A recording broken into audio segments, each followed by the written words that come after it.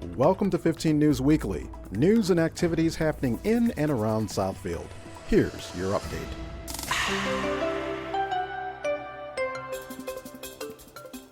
Governor Whitmer, along with her Census 2020 team, hosted a press conference at Southfield City Hall to discuss the plans and importance of the up-and-coming census survey. Here's the full coverage of the event. All right, good afternoon, everyone. Thank you for being here. I'm Ken Seibert, Mayor of the City of Southfield. It is my pleasure to host the governor and her team today for the kickoff locally of the 2020 census. In the audience, I see members, and I'm not going to introduce everyone, but I see members of our Total Living Commission, which will be carrying the local census message. I see members of our city staff as well as COSA, our Commission on Senior Adults, and then members of our Complete Count Committee. I do want to point out that Fred Zorn, our city administrator, is here, along with council persons Lenny Taylor, Dan Brightwell, and Don Fracassi. And Ari Montalbaum, sorry, in the back row. And very quickly, Janet Jackson, who I didn't introduce the last time she was present, so I'm making sure I do that today. Janet Jackson, our county commissioner. With that, I've been asked to introduce Hassan Jaber, who is the head of the Access, a nonprofit, one of Michigan's largest nonprofits that deals in healthcare. Hassan, the microphone is yours. Thank you, Mayor, and good afternoon. I want to thank you for coming, Governor. This is your leadership again is a guiding to all of us. Census 2020 is really critical for us, and we can only do it once every 10 years. So we have one opportunity in 2020 to do this right, to do a complete count. So much at stake for us. 40% of the state budget is federal money that comes to Michigan based on census numbers.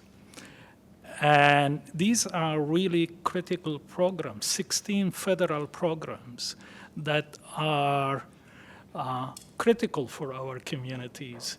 These are Medicaid, Medicare, SNAP, children school program, lunch programs,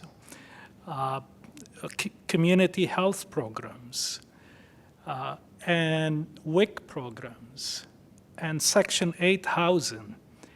These are the programs that can be impacted if we don't do a good job in making sure everyone is counted. The challenge is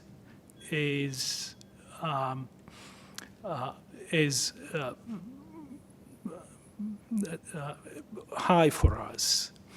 The fact that Michigan has a high percentage of hard-to-count communities, and we need to make sure that these communities are included.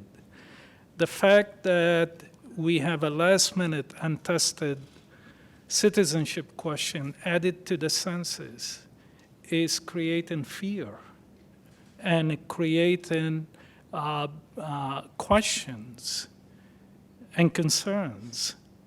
The fact is that the census is going to be mostly internet, and we have 20% of Michigan populations have no access to the internet.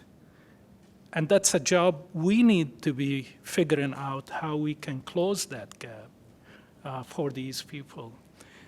All of this make this 2020 census a challenging task for us. But you know what? We're going to do this. and we're going to have a complete count. And we're going to do it the best way we know how to do this is making this a grassroots communities. The Michigan Nonprofit Association, with some funding from the foundations here in Michigan, are building relationship throughout the state, creating centers where people who need assistance with how to fill out the census, they can go there. We're gonna do this by informing communities, explain why this is important to them, by engaging these communities, and finally, by mobilizing these communities. This is a civic duty.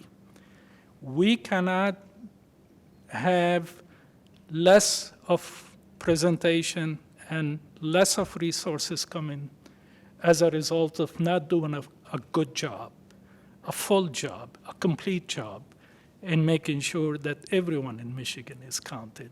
Thank you so much. It's really my pleasure to introduce Alexis Wiley, a Chief of Staff, City of Detroit. She's a powerful woman. She's the mover and shaker behind Mayor Duggan. And the City of Detroit has been doing a great job. Vicki, you're teaching us how we go neighborhood to neighborhoods, making sure that communities are engaged. Alexis. Thank you. Thank you so much.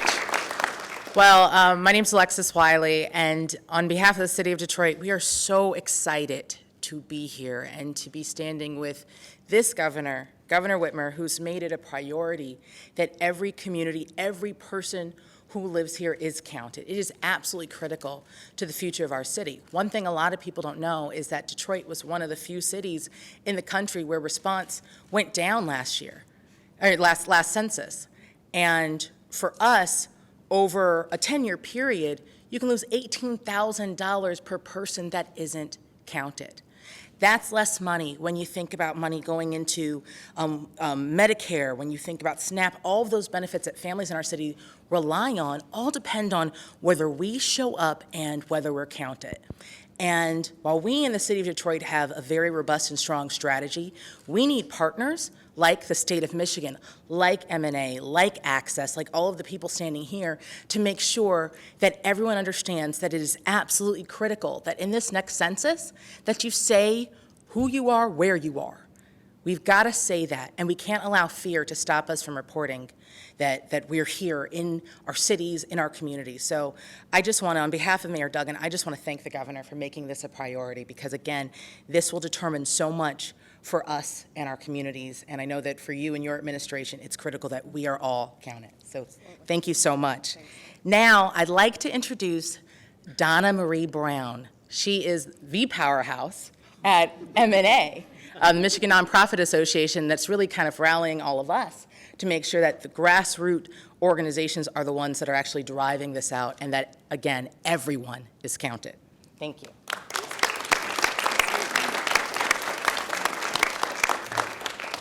So good afternoon, everybody. Good afternoon. So you've already heard why Census 2020 is important, and it truly is important. As the president and CEO of Michigan Nonprofit Association, I am really excited to share with you that nonprofits across the state of Michigan are geared up and ready for a complete count in the state of Michigan, and we stand ready to do our part to make sure that that happens. I could tell you over the years, there have been more than 15 billion federal and state program dollars that were distributed to Michigan alone, to Michigan communities annually, based on the census data. Many of those programs are facilitated by nonprofits to bring support for basic needs like food and housing and shelter. And many of those that are at risk to be undercounted are ones that you might not think about. Children, ages 0 to 5, people of color, immigrant populations, and those that are impoverished and living in poverty across the state. Rural and urban communities are also considered hard-to-reach populations. And many of these populations I mentioned are ones that really deeply appreciate and depend on nonprofits to provide those services. So why nonprofits, and what can we do to support a fair and accurate and complete count for census in 2020? Firstly, nonprofits know the nuances of communities we serve, such as the language, the perspectives, and the behaviors.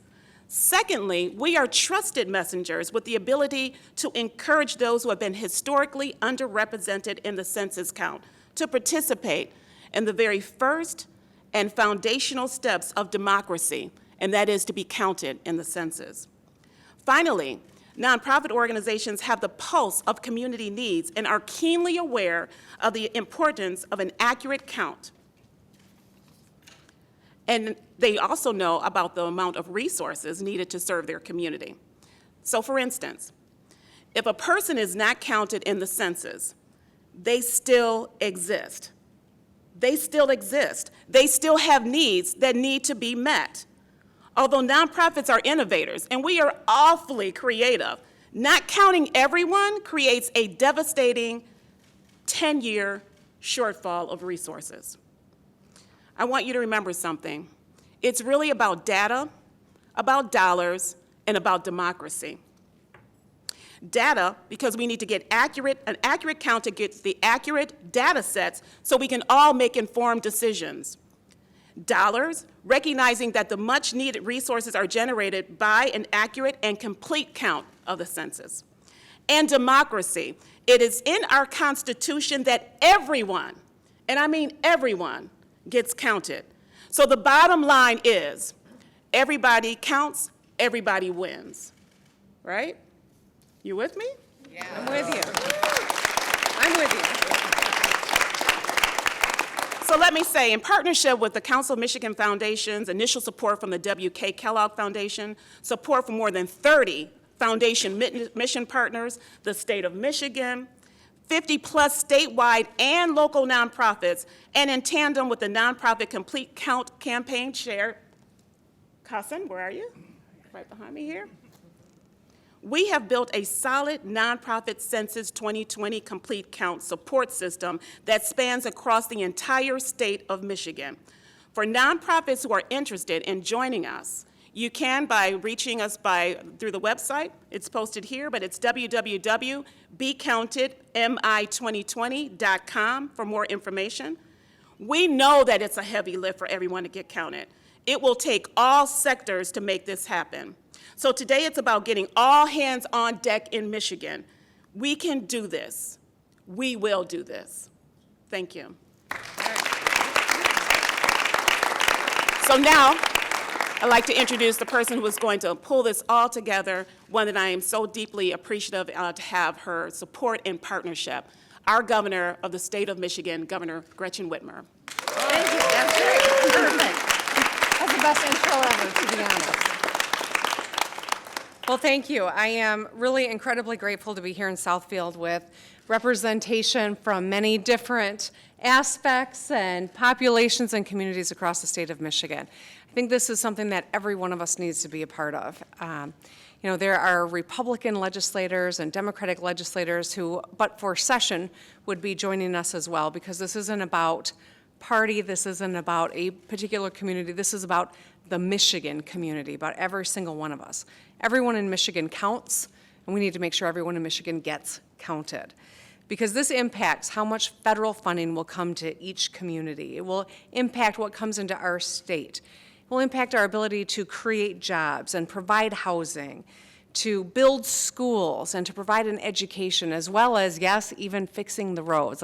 I can tie the roads into anything, and it ties into this as well, right? Yes. It directly impacts how many representatives we have on our behalf in Washington, D.C. as well, and that is critical.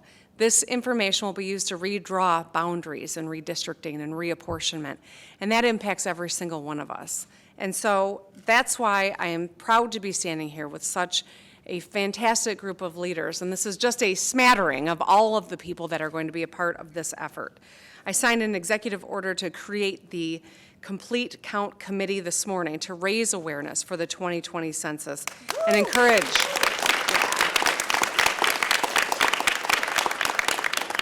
and to encourage every Michigander to take part in the counting process. The bipartisan committee that has created this group, that this group is made up of elected officials, community leaders, and organizers who are uniquely equipped to ensure that every voice is heard. They're going to create outreach plans and break barriers that may impede full participation in this process. And they'll help make sure that everyone, no matter their community or socioeconomic status, participates.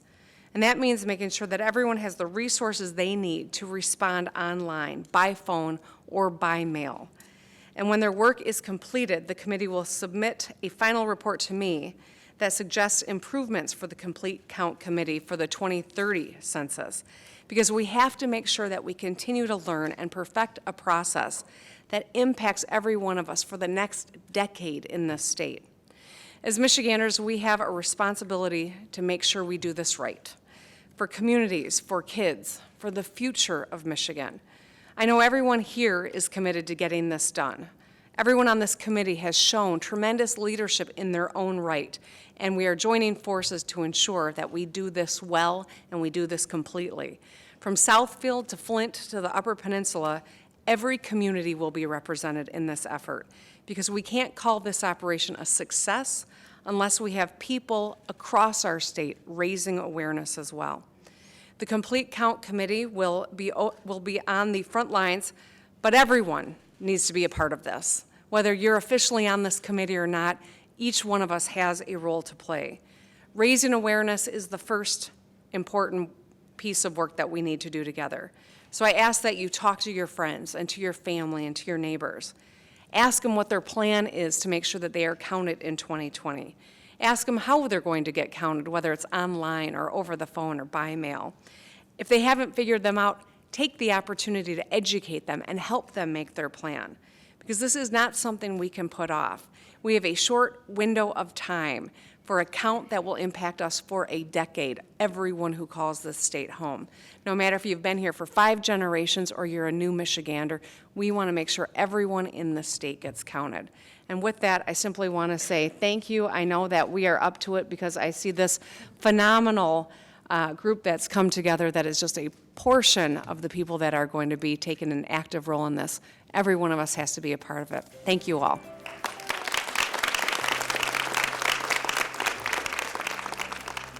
For more information, go to BeCountedMI2020.com.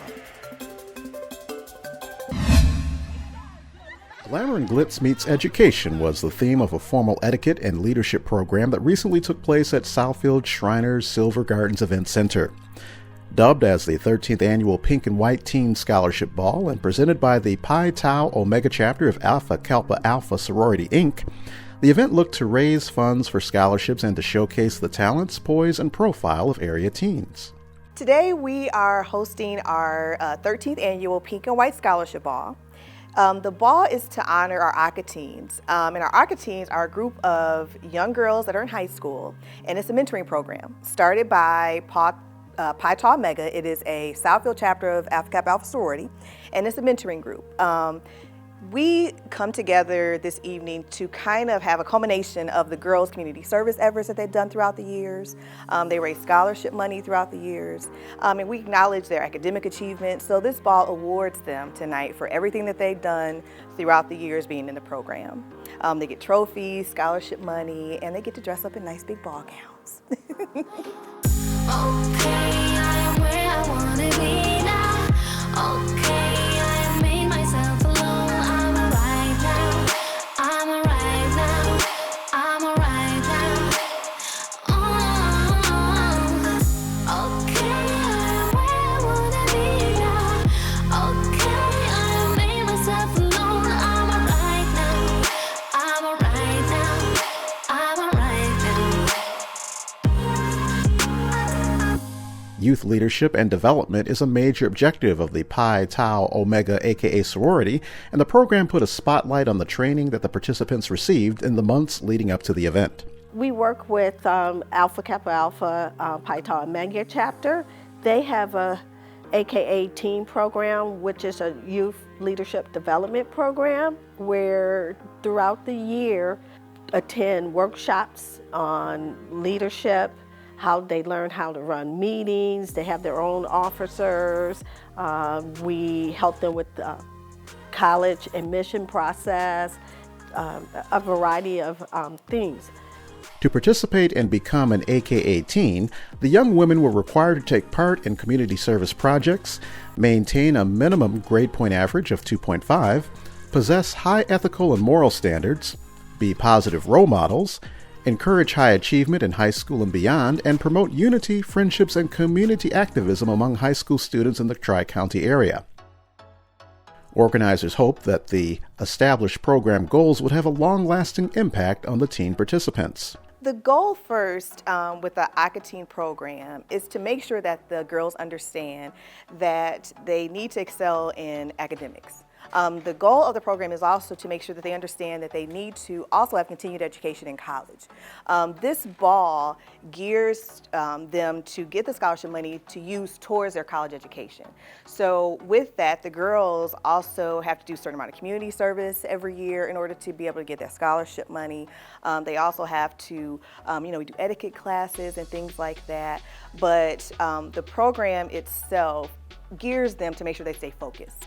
And again, with tonight, it just rewards them for staying focused, making sure that they are excelling in school, making sure that they are being a part of the community. And it, kind of cultivates them to be an asset to the community once they become adults and, go to college and get great careers and give back. As for the teen women, they were dramatically affected in a good way by their participation in the program. So this program has impacted my life very much so because it's inspired me to do more than just be a person in this community. It's honored me to go out in the community and help those who can't help themselves and just be a leader for different girls in the community so they know that it is okay to stand up and stand out and achieve higher, succeed. I would say that any young girl who would want to be in this program should definitely apply.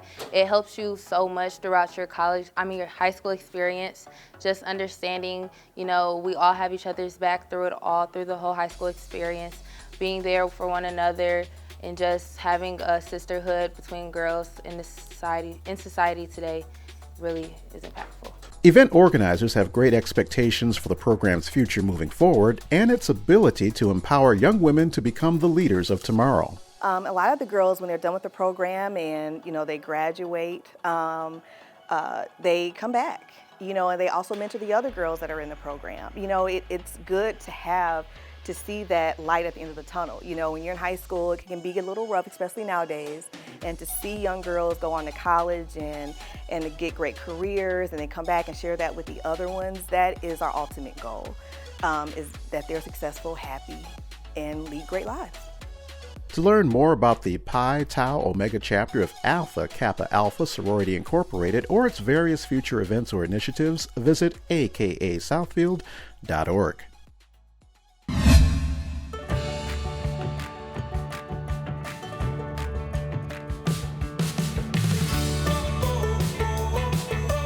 So this is our 49th year of doing our Rouge River cleanup in Southfield. We send crews out to the Rouge River and we do woody debris management and invasive species removal along the banks of the Rouge River. This year we're focusing on a couple different locations in Southfield. The first is right off of Civic Center Drive, in Telegraph area. It's a city park, a Valley Woods Park, where that's what we'll be focusing our logjam work on. And then we also are working in Bavarian Woods, which is just south of 12 Mile off of Streamwood. So there's a city park there. It's more like a nature preserve area, but that's the location that we're going to be doing the garlic mustard pull, removing the invasive plants down there. And we actually have a resident, Gail Barber, who is kind of leading the crews over there, as well as the Eagle Scout, Evan, will be down there as well. For my Eagle Scout project, I love nature and I want to protect it. So I've chosen this conservation project here. I will be removing garlic mustard, an invasive species of plant. This is one right here. The process for removing it, you would grip it at the bottom, and then you would pull it out, make sure to get all the roots, and then shake it out, get all the dirt out. Then you would fix the ground and put it in this bag, which we will put over at the bridge. The species that we're pulling today is the garlic mustard, which they smell like garlic. They're easy to pull, but they're a horrible plant. They kind of take over the entire floodplain. When they go to seed, they disperse tons of seeds, and they kind of end up taking over the whole floodplain area, and it's like a monoculture of plants out there. But so you kind of got to keep up with removing them. The reason why they're so bad is that they crowd out all the natural plants in the ground cover there, so it doesn't allow for natural plants to grow. These invasive plants are not good for the types of animal species we have here, bird species, and so we want to remove that. Friends of the Rouge, which I'm also on the board of directors of Friends of the Rouge, they do activities throughout the year. They do bug hunts, they do a lot of educational activities with kids and adults, so there's plenty of opportunities for people to get out to the river, check out the water quality, do some recreation events, they do kayaking events, a bunch of activities throughout the watershed, so there's plenty of opportunity to be involved even if you can't make it to this day in Southfield.